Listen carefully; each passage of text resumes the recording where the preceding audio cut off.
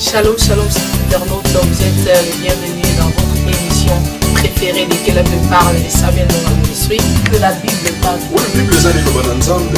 Il y a qui t'a aidé pour nous quand on va prendre un partout. Qui est là, l'homme qui est là, la zone sous le poids, elle est dans ma fond du matin. Dans mon atelier, qui tant auto comme les attaques à retour à la parole.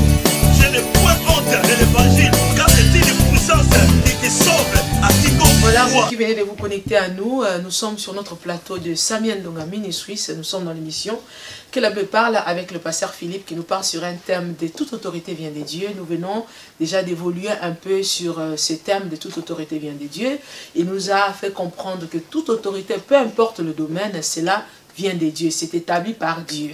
Et très souvent, nous voyons les gens facilement s'élever ou bien réclamer ou bien s'imposer à l'autorité d'ailleurs. Mais par contre, aux autorités spirituelles, c'est très compliqué, c'est très difficile de pouvoir s'élever à eux parce qu'ils ajoutent des politiciens ne vient pas de Dieu. Ça vient de Dieu. Si il ne faut pas résister l'autorité des pasteurs, on ne doit pas aussi résister l'autorité des politiciens. Si nous devons faire quelque chose par rapport à l'autorité établie, ça doit être conforme à la volonté de Dieu, à la parole de Dieu. Oui, ça c'est vrai ce que vous dites. Moi je crois que c'est parfaitement exact. Mais cependant, la manière de faire, de réagir dans les choses spirituelles et dans les choses du monde, de ce monde, ça doit quand même avoir une différence. Parce que même notre vie spirituelle, la façon dont nous menons notre vie spirituelle par rapport à un homme charnel et non spirituel, toujours une différence. Et comment il faut le faire? Parce que c'est aussi un humain. On peut s'élever comme on peut s'élever à l'autorité d'un pasteur parce qu'il agit mal, comme on peut le faire de l'autre côté. Mais moi je pense qu'il y a quand même une façon de faire de tous les deux. Oui, bon, de toute façon, l'écriture, comme les théologiens le disent, parfois je suis d'accord avec eux, il faut regarder le contexte. Le contexte de l'écriture, ce n'est pas par rapport à l'autorité spirituelle, c'était par rapport à l'autorité publique. Parce que si nous revenons là-bas, je vais revenir pour que vous puissiez comprendre que c'est d'abord par rapport à l'autorité publique, dans le contexte de Romains. On dit ceci, au verset 3, nous revenons dans Romains 13, au verset 3. Ce n'est pas pour une bonne action, c'est pour une mauvaise que les magistrats sont à redouter. Veux-tu ne pas craindre l'autorité, fais le bien et tu auras son approbation. Le magistrat est serviteur de Dieu pour ton bien. Donc vous voyez que ici il s'agit du magistrat, il s'agit de l'autorité publique. Vous voyez? Et là, donc dans le contexte ici, celui qui s'oppose à l'autorité publique de l'État, c'est un désordonné. Et c'est correct, c'est juste. Et la parole aussi le considère comme étant serviteur de Dieu. Voilà. Wow. Mais alors si maintenant cette autorité, ce magistrat-là agit mal. C'est plus fort que moi. Si cette autorité, écoutez, attendez un peu, soyons un peu, prenons un peu un exemple clair dans une maison, ok?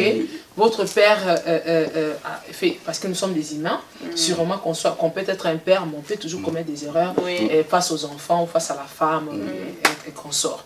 Alors si cette autorité-là qui est établie comme père agit mal, on ne doit pas dire, on doit pas se plaindre, on ne doit rien faire parce que l'autorité vient de Dieu. Si un magistrat se comporte mal, on ne doit pas se plaindre parce que l'autorité vient de Dieu. C'est ce que vous voulez nous faire croire? Merci pour le cas du mariage. C'est pourquoi nous prêchons que une femme mariée à un homme qui ne prie pas, et cet homme lui donne l'ordre de ne pas aller au culte, de ne pas aller à l'église. Nous sommes là pour ne pas bouder l'autorité de cet homme-là. J'enseigne la sœur pour lui dire d'obéir à son mari. Parce que son mari a été établi comme autorité sur elle. Donc vous voyez que nous respectons l'écriture. Mais est-ce que nous voyons que l'homme agit bien? Non, il n'agit pas bien. Là, c'est une pour la personne. Non, ça c'est une circonstance. Attendez, c'est une circonstance autre. Bon, prenons notre exemple simple.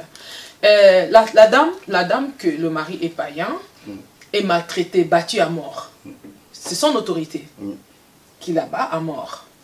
Alors, en ce moment-là, cette femme-là ne doit pas se plaindre parce que c'est l'autorité qui l'a battue. Parce qu'il y a des maltraitances qui ne touchent pas la vie.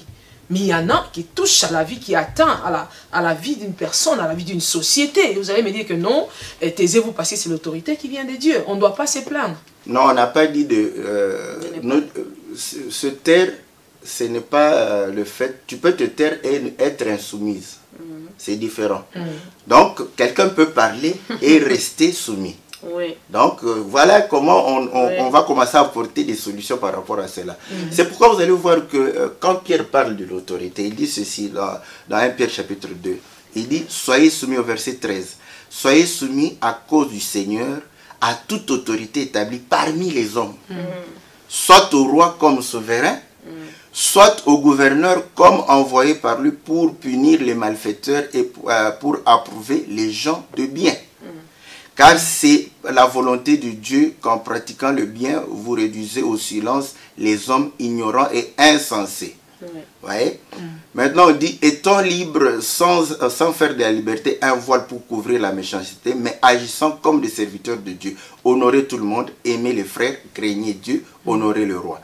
Serviteurs, soyez soumis en toute crainte à vos maîtres, non seulement à ceux qui sont bons et doux, mais aussi à ceux qui sont d'un caractère difficile. Vraiment. Ah, que Dieu salue. Vraiment. Bon. Pasteur, un caractère difficile n'est pas le synonyme de tuer, de faire du mal à quelqu'un. Pasteur, donc, on peut nous dire que comme nous pouvons aussi être contre, c'est un peu trop dur, mais je peux être contre la réaction d'un politicien, mais c'est de la même manière aussi je peux être contre la réaction de mon maître spirituel. Amen, c'est ça. C'est un peu pareil, voilà. Ou bien ça doit avoir la différence. Là, j'adoucis un peu, là, j'exagère un peu. Dans la politique, je peux exagérer. Puis, à mes conducteurs spirituels, je peux un peu adoucir. Normalement, ça devrait être la même balance. Oui. Mais, pourquoi je fais ça? Parce que je sais que ceux qui nous suivront, par rapport à la politique, c'est tout le monde. Hein? Mais je parle à ceux qui prient. Vous voyez? Oui. Donc, ce n'est pas parce que j'ai été établi par Dieu, n'est-ce pas, que les frères ne peuvent pas aussi pouvoir aussi parfois parler ou pouvoir réellement résister aussi. Parce que le problème, c'est ça. Donc, nous voulons comprendre pourquoi Dieu a dit de ne pas résister à l'autorité.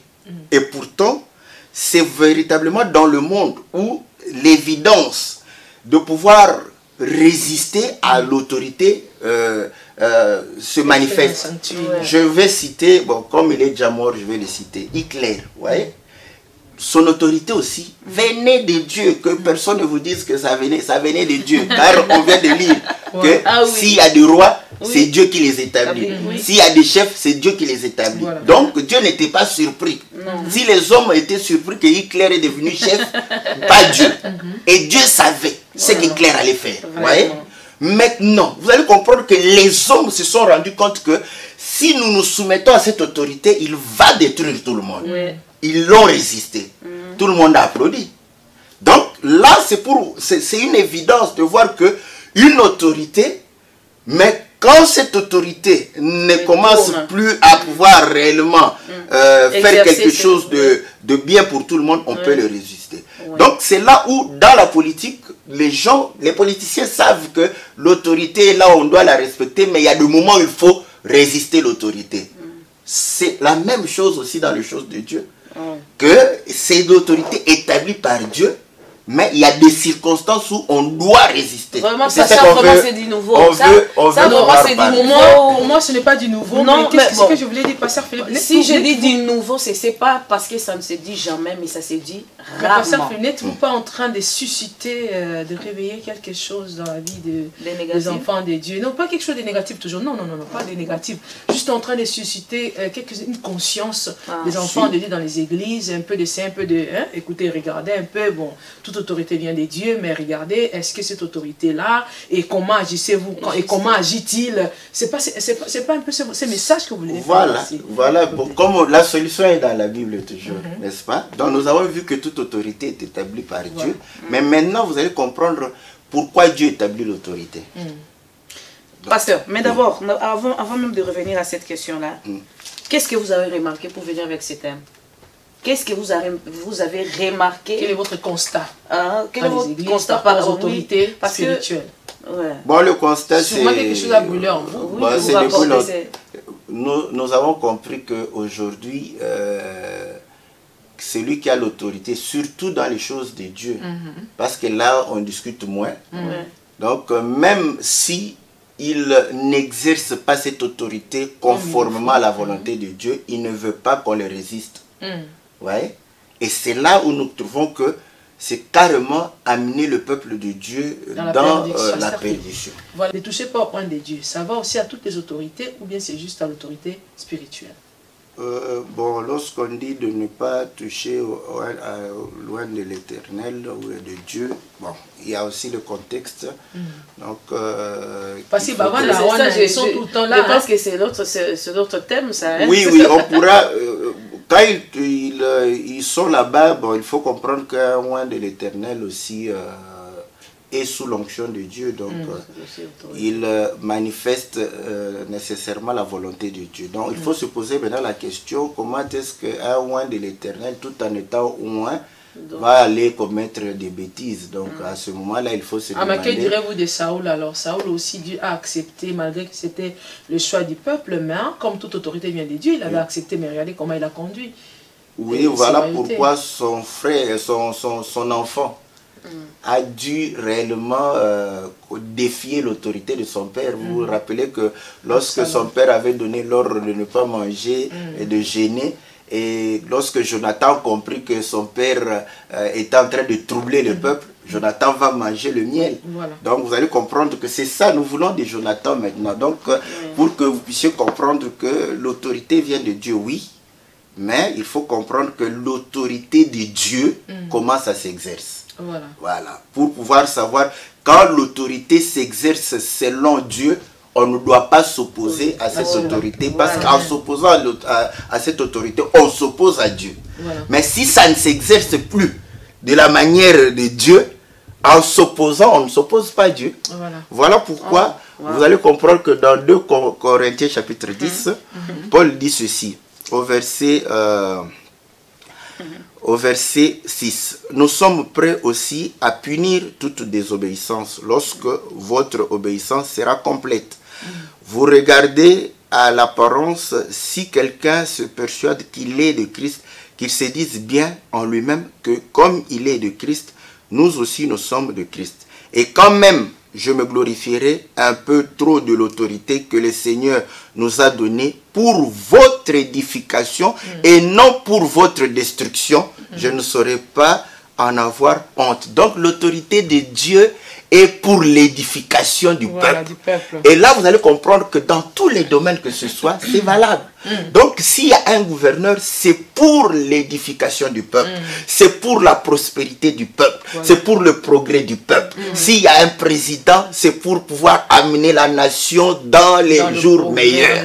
Mais maintenant, une autorité qui détruit, c'est une autorité qui ne s'exerce pas selon la volonté de Dieu. Là, on doit s'imposer. Voilà, vous allez comprendre que si, même dans le domaine spirituel, si une autorité vient vous détruire, à ce moment-là, vous pouvez vous opposer à cela. Donc, vous allez comprendre que Paul dit que mon autorité a été établie pour l'édification. Et vous allez comprendre, le Seigneur a mis les dons spirituels, les dons ministériels dans l'église pour l'édification de l'église et pour son perfectionnement. Mais comment le faire? Voilà, c'était la question. Ça, c'est le problème. Comment le faire pour le ramener à la raison? Parce que la Bible donne la réponse. Nous sommes dans les livres d'Apocalypse. Apocalypse chapitre, je crois, 2, si je ne me trompe pas.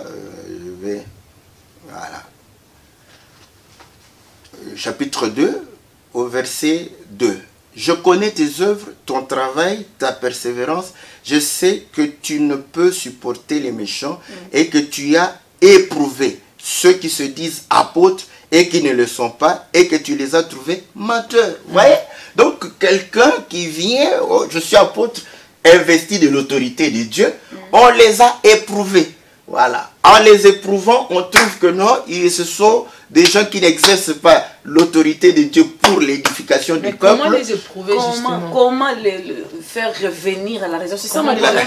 Parce que c'est pas facile. C'est souvent, c'est pas facile. Nous sommes en train d'aider le peuple de Dieu. Nous ne sommes pas en train de faire le show. Nous sommes en train d'aider le peuple de Dieu parce que c'est un problème très très sérieux dans les églises. Vraiment, en tout cas, dans la foi chrétienne, nous le voyons. Comment un enfant de Dieu sait que c'est mon père? Un enfant de Dieu qui est obéissant à son père spirituel, entre guillemets, à son conducteur, et qui voit quand même que il y a un dérapage. Et c'est par rapport à ces dérapages-là, il veut dire quelque chose, mais il ne sait pas comment. Quel conseil vous pouvez lui dire, bibliquement parlant? Mais vous allez comprendre que le Seigneur lui-même a été éprouvé. Et lui-même recommande pour dire éprouver tout esprit pour savoir si cela vient de Dieu. Mais comment le faire? Il a été éprouvé par des questions. Il a été éprouvé par le fait qu'on lui demandait ce qu'il faisait, est-ce qu'il s'était conforme à ce qui était déjà établi. Parce que Dieu nous a donné des références. Vous allez comprendre que tous les prophètes, quand ils venaient, ils devraient prophétiser et on le vérifiait par rapport à ce qui a été établi par Moïse. Donc, aujourd'hui, nous avons la référence. L'Église est basée sur les enseignements des apôtres et des prophètes, Christ étant la pierre angulaire. Donc quand quelqu'un vient avec un enseignement, vous le vérifiez par rapport à ce qui a été déjà établi. Si ce n'est pas conforme, vous résistez à cela. Mais vous allez comprendre que... Là, vous parlez de l'enseignement, mais nous parlons d'un caractère. Caractère qui ne va pas de pair avec quelqu'un que Dieu a établi. Parce que au monde, c'est facilement, hein, on n'a pas, ces gouverneurs-là, on n'a plus besoin de lui, on ne veut plus de lui, on parle contre lui, on dit, bon, pour qu'il quitte à la place. Mais quant aux spiritualités, ce n'est pas le cas. C'est lui qui a reçu la vision, il est là. Comment le faire? C'est son église, entre guillemets. Comment le faire? Parce mais que déjà, quand quelqu'un dit que c'est son église, dans le fait que c'est lui qui a le dernier mot, c'est déjà quelque chose qui n'est pas conforme à la parole. Parce que l'église appartient au Seigneur et celui qui a le dernier mot, c'est la parole de Dieu. Donc c'est Dieu qui a le dernier mot. Donc vous allez comprendre maintenant que le caractère, la vie, le comportement, c'est un enseignement. Paul le dit, non seulement, vous allez voir comment Tite va enseigner. Il va enseigner tel que j'ai enseigné. Non seulement il va enseigner, mais il va se comporter comme je me suis comporté. Soyez mes imitateurs. Il ne parle pas seulement de pouvoir enseigner comme lui, de vivre comme lui. La vie d'un homme de Dieu, c'est un enseignement. Si cette vie n'est pas conforme à ce qu'il est en train d'enseigner, c'est un pharisien du temps moderne. Voilà. Donc il faudrait le résister. Moi je reviens parce que vous êtes déjà pasteur. Hein? Que dites-vous à vos collègues, ministres, pasteurs, conducteurs, qui ne veut pas, hein, malgré qu'il que le monde appelle communément pasteur patron. Non, pas même patron. Il est bien, mais il a aussi ses horaires, disons. Il est bien, il enseigne bien, mais il a aussi ses horaires qui peut aussi endommager, faire que les enfants de Dieu puissent un peu quitter Dieu sans les savoir. Quel conseil donnerez-vous à vos collègues? Parce que aujourd'hui c'est difficile, parce que c'est pour cela que je dis que à la politique, on peut enlever le président, hein? On l'enlève, on met l'autre. Mais lui, il a le pasteur, il dit je resterai, même il va en Afrique, il reste pasteur. Mais quel conseil donnerez-vous à vos collègues par rapport à toute autorité qui vient de Dieu, mais qui est mal exercée? Voilà. Non, nous disons que pour être pasteur, on a commencé par être enfant de Dieu. Voilà. Et voilà pourquoi le Seigneur ne peut pas établir un pasteur, un païen pasteur.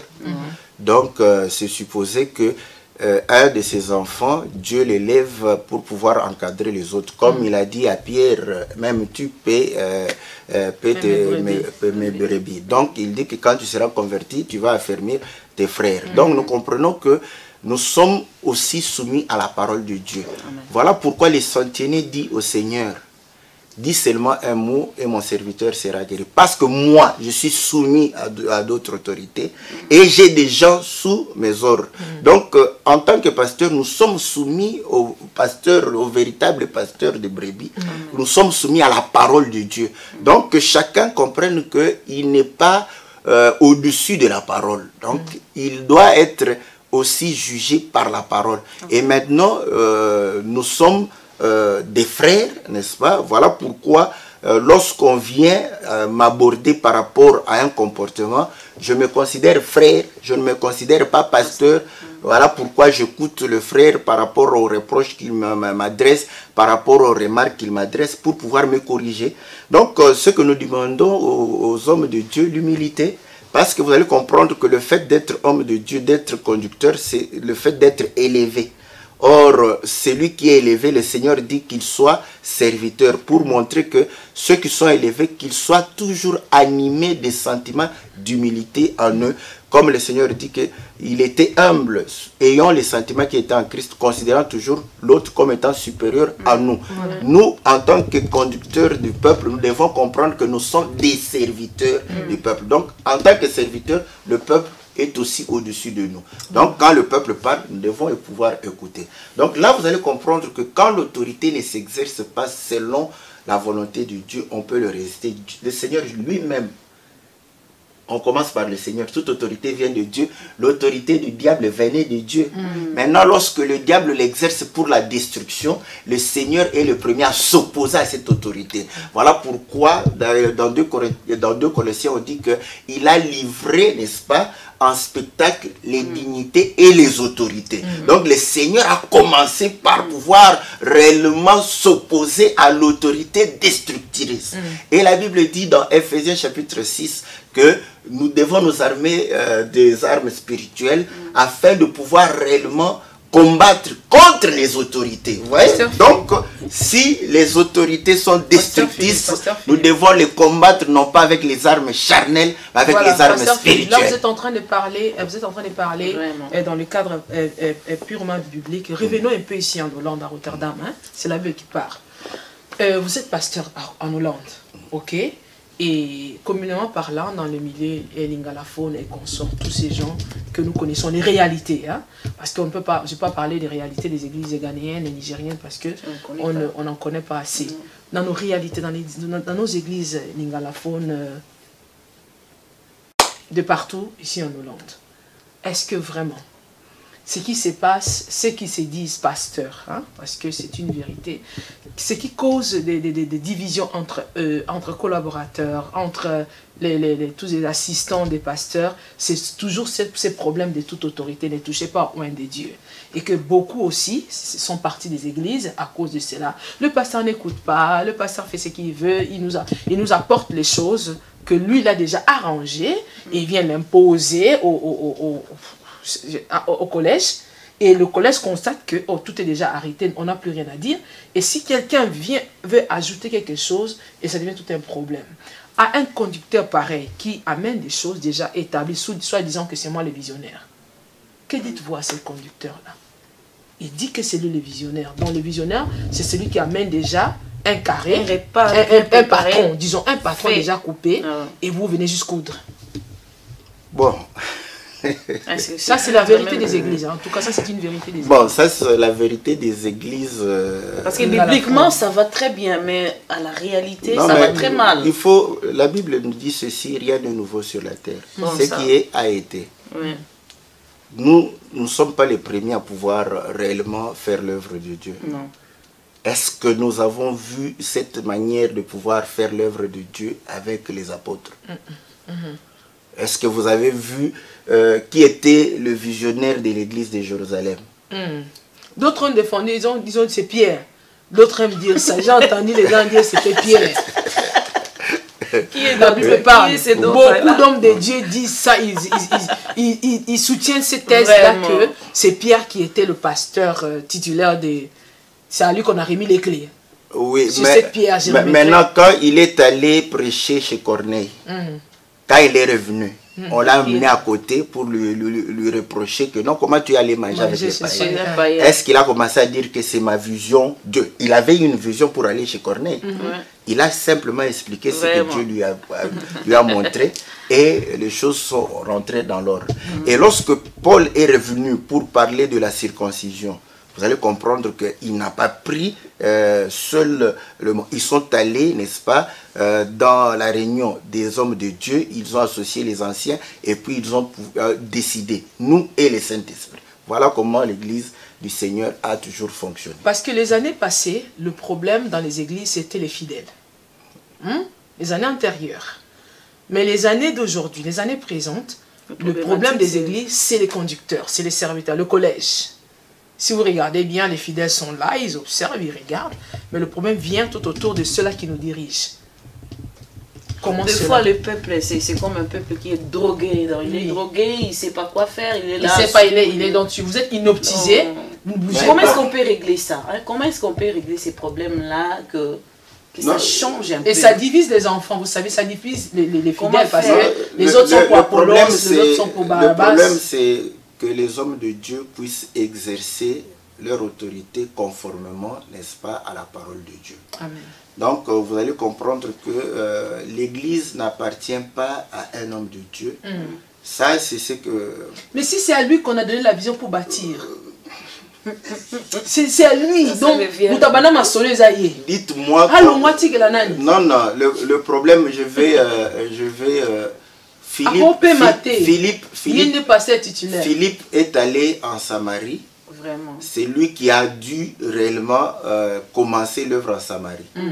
Est-ce que vous avez vu Philippe demeurer en Samarie?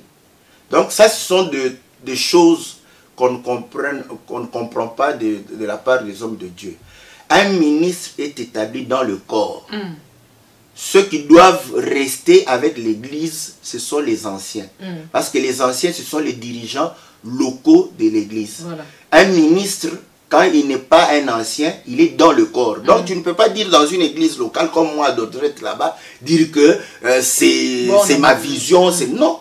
Parce que je ne suis pas appelé à pouvoir demeurer là-bas. À moins que je devienne ancien, n'est-ce pas, à Dordrecht. Là, je vais rester. Mais je suis dans le corps. Donc si je suis ministre, je le suis dans le corps. Donc je peux exercer dans le monde entier, partout où il y a les frères. C'est qu'aujourd'hui, on a plus des anciens que des pasteurs, que des ministres alors. Bon, qu'ils remplissent aussi les conditions des anciens.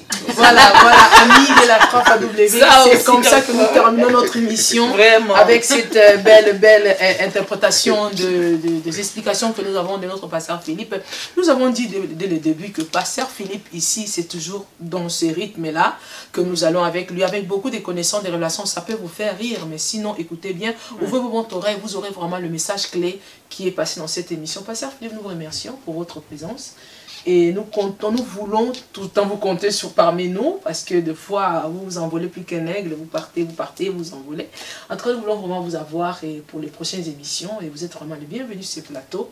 Et Maman Bijou aussi est toujours là avec ses questions. Aujourd'hui, elle n'a pas de stylo, je n'ai pas compris comment. J'en ai, bien sûr. Toujours. Sinon, merci beaucoup pour votre disponibilité. Que Dieu vous bénisse et bénisse toute l'église des saints de Dordrecht. Oui, pasteur, mais avant que vous passiez au mot de la fin, est-ce qu'il y a quelque chose qui reste sur toute autorité vient de Dieu? Ah oui, ouais. L'enseignement, nous mettons toujours un point virgule. Donc, nous voulons que les gens retiennent.